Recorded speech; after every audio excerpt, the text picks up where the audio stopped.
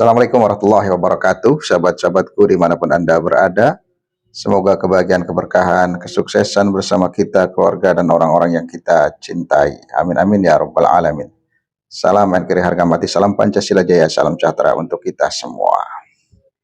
Ada berita menarik dan mengejutkan dari PT Dana Syariah Indonesia yang baru saja digeledah oleh Bareskrim Polri, di mana PT Dana Syariah Indonesia ini ternyata milik seorang Habib bermarga Al-Jufri. Ini tentu mencoreng nama baik perbankan syariah dan hal-hal yang berkaitan dengan syariah. Seperti apa beritanya, saya bacakan terlebih dahulu sebelum nanti saya tampilkan juga videonya. Perusahaan milik Habib Taufik Al-Jufri, Dana Syariah Indonesia, mencoreng reputasi keuangan syariah nasional dalam kasus dugaan fraud, yaitu modus tidak membayar ke lender pemberi pinjaman sekitar 15.000 orang. Dahsyat sekali nih, 15.000 orang. Ini bukan kasus main korupsi uang negara, tapi penipuan kepada lender pemberi pinjaman dengan janji keuntungan menarik dan rayuan meyakinkan bahwa perusahaan jasa keuangan ini bebas riba. Begitu promosi dan iklannya tentu ya. Direktur Tindak Pidana Ekonomi Khusus Bareskrim Polri Brigjen Ade Safri Simanjuntak mengatakan aksi penipuan ini dilakukan PT DSI dengan membuat proyek fiktif. Proyek fiktif itu, kata dia, dibuat PT DSI dengan memakai data penerima investasi atau borrower yang sudah ada dan dicatut seolah-olah memiliki proyek baru. Itulah yang kemudian membuat para lender ini tertarik bahwa ada proyek-proyek yang membutuhkan pembiayaan dan mereka masuk untuk melakukan investasi. Jelasnya pada saat penggeledahan kantor PT DSI Jumat tanggal 23 Januari 2026. PPATK menyebut skema penipuan ini terdeteksi setelah menelusuri total dana masyarakat yang berhasil dikumpul PT DSI pada periode 2021 sampai 2025 mencapai 7,478 triliun, di mana 6,2 triliun berhasil dikembalikan dan sisanya 1,2 triliun belum dikembalikan dan berpotensi gagal bayar. Dari total gagal bayar sekitar 1,2 triliun, sebesar 167 miliar digunakan untuk biaya operasional. Lalu sebesar 796 miliar disalurkan ke pihak ketiga yang merupakan perusahaan terafiliasi pemilik dan 218 miliar dipindahkan ke perorangan atau entitas terafiliasi lainnya.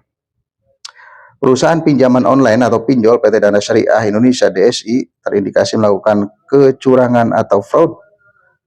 Otoritas Jasa Keuangan atau OJK menyampaikan DSI melakukan kecurangan dengan beberapa modus. Salah satunya adalah skema Ponzi alias menggunakan dana penjaminan atau lender yang belum dialokasikan untuk membayar yang lain. Nah, agar lebih jelas dan terang, mari kita saksikan terlebih dahulu videonya.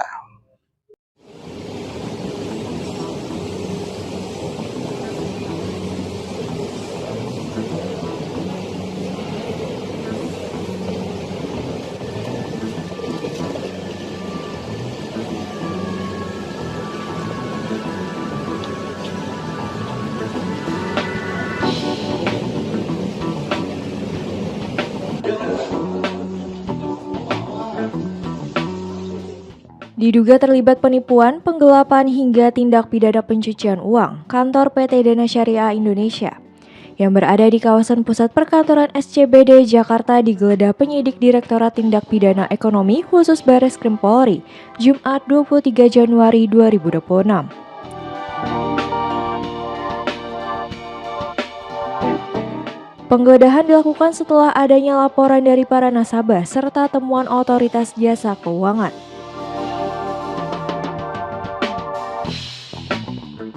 Dalam kasus ini, PT Dana Syariah Indonesia diduga menghimpun dana dari sekitar 15.000 nasabah yang kemudian digunakan untuk sejumlah proyek fiktif.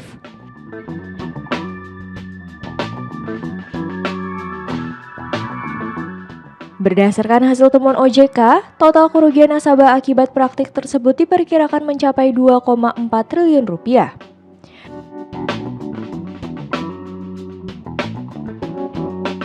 Akibatnya, perusahaan mengalami keterlambatan pembayaran dana nasabah yang seharusnya diterima setiap bulan. Penyidik menyebutkan, dugaan tindak pidana ini terjadi dalam rentang waktu 2018 hingga 2021.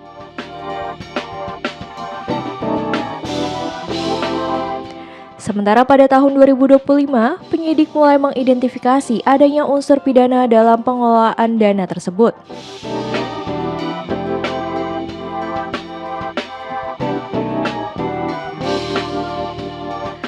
Meski hingga kini belum menetapkan tersangka, Direktur Tindak Pidana Ekonomi Khusus Barreskrim Polri menyatakan penggeledahan dilakukan untuk mencari dan mengamankan alat bukti guna mengungkap pihak-pihak yang bertanggung jawab. Kegiatan penggeledahan yang dilakukan pada sore hari ini oleh tim penyidik di Direksi Barreskrim Polri ini terkait dengan dugaan tindak pidana yang terjadi, ya, terkait dengan dugaan tindak pidana penipuan, penggelapan dan atau penggelapan dalam jabatan dan atau penggelapan dan atau membuat membuat pencatatan palsu, gitu ya, pencatatan laporan palsu dalam pembukuan dan atau pembukuan laporan keuangan PT DSI, termasuk dalamnya juga ada tindak pidana pencucian uang atas penyaluran pendanaan dari para borrower atau para korbannya ini yang diduga tidak sesuai dengan peruntukannya dengan modus penggunaan proyek fiktif yang menggunakan data ataupun informasi dari borrower existing.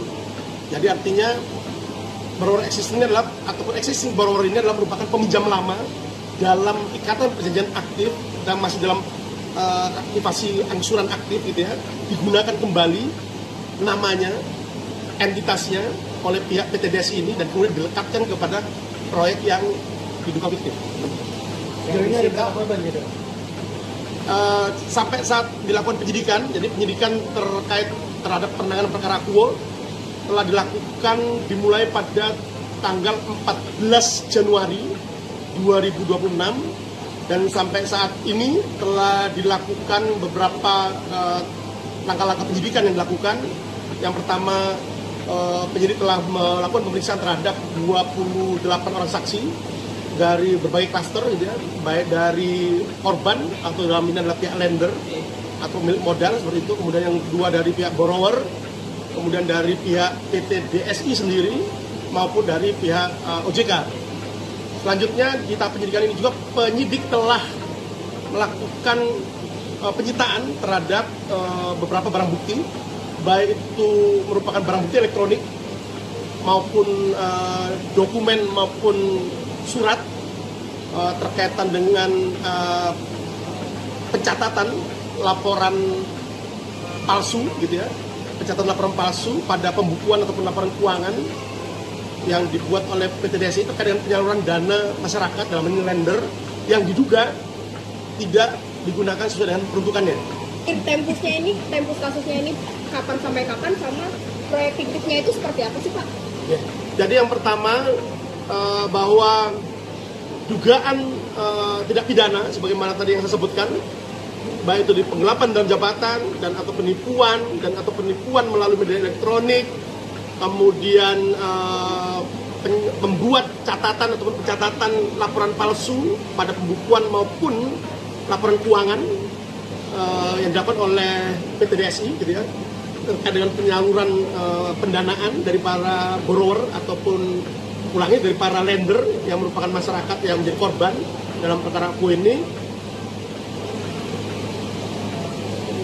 Itu diduga terjadi pada periode waktu tahun 2018 hingga tahun 2021.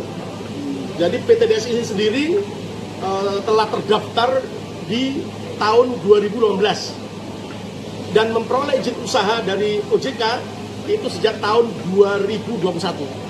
Jadi di periode 2018 hingga 2025 penyidik mengidentifikasi dugaan tindak pidana terjadi pada periode waktu itu. update ya. Jadi yang jelas bahwa saat ini status penanganan perkara dalam perkara aku ini adalah status tahapan penyidikan. Di mana tahap penyidikan itu penyidik akan mencari dan mengumpulkan alat bukti yang dengan bukti itu, alat bukti itu akan membuat terang tidak pidana terjadi dan menemukan tersangkanya. Itu yang kemudian ditransmisikan ke platform digital.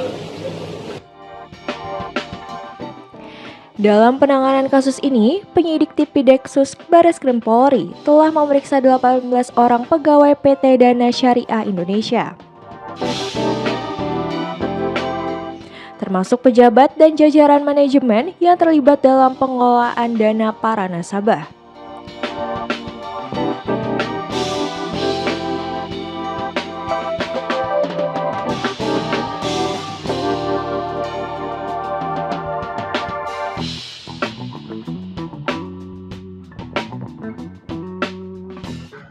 Ngeri sedap, lagi-lagi oknum Habib di negeri kita tercinta melakukan penipuan, penggelapan uang dengan modus dana syariah, dengan modus keuntungan dan investasi besar.